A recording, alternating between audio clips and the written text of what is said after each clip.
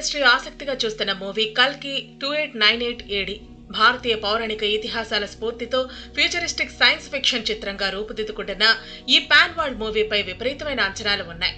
దీంతో ఈ సినిమా కోసం మూవీ లవర్స్ ఈగర్ గా వెయిట్ చేస్తున్నారు. ఈ సినిమా నుంచి వచ్చిన టీజర్ అండ్ ఫస్ట్ లుక్ లు ఒక్కసారిగా అంచనాలు పెంచేసింది. ఇటీవల విడుదల చేసిన జస్ట్ ది వార్మ్ అప్ వీడియోకు అద్భుతమైన రెస్పాన్స్ వచ్చింది. ఈ మూవీలో సూపర్ హీరోగా ప్రభాస్ స్టన్నింగ్ లుక్ లో అదిరిపోనున్నట్లు పోస్టర్లను చూస్తుంటే అర్థమవుతోంది. తాజాగా ఈ మూవీ గురించి ఓ ఇంట్రెస్టింగ్ న్యూస్ బయటకొచ్చింది. కల్కి సినిమా కోసం డైరెక్టర్ నాగ్ అశ్విన్ చాలా క్రియేటివ్ స్కెచ్ వేస్తున్నాడు. కథాపరంగా పురాణాల్ని సైన్స్ ని మిక్స్ చేస్తున్నాడు. కల్కి జోనర్ ఏమిటన్న విషయంలో చాలా మందికి చాలా రకాల అనుమానాలు ఉన్నాయి. అయితే సైన్స్ ఫిక్షనే కానీ దానికి పురాణాలు మిక్స్ చేశాడట అశ్విన్. భారతీయ పురాణాల్లోని పాత్రల్ని స్ఫూర్తిగా తీసుకుని ఈ సినిమాలోని హీరో ఇతర పాత్రలకు ఆ క్యారెక్టరైజేషన్ అప్లై చేశాడట. అమితాబ్ బచ్చన్ పాత్ర సైతం అశ్వత్థామని పోలి ఉంటుందని ప్రచారం జరుగుతోంది.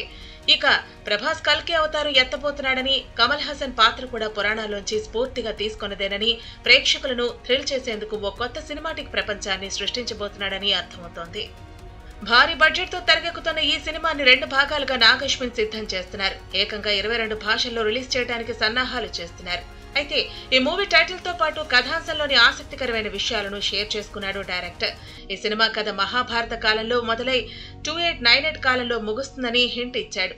6000 సంవత్సరాల కాల వ్యవధిలో జరిగే కథ అని, భూత భవిష్యత్ కాలాలను ఆవిష్కరిస్తూ ఓ సరికొత్త ప్రపంచాన్ని సృష్టించామని, అందుకే ఈ టైటిల్ పెట్టినట్లు చెప్పుకొచ్చారు. వినడానికి ఏదో సైన్స్ ఫిక్షన్ ఫ్యాంటసీ ప్రాజెక్ట్ గా అనిపిస్తున్న క్రియేటివిటీకి పరాకాష్ఠగా నిలవబోతోందట కల్కి. పురాణాలని ఆధునిక టెక్నాలజీతో కంబైన్ చేసి ఓ కొత్త లోకాన్ని సృష్టించబోతున్న నాగ్ అశ్విన్ ఈసారి ఇలా థ్రిల్ చేయబోతున్నాడు. చూడాలి మరి.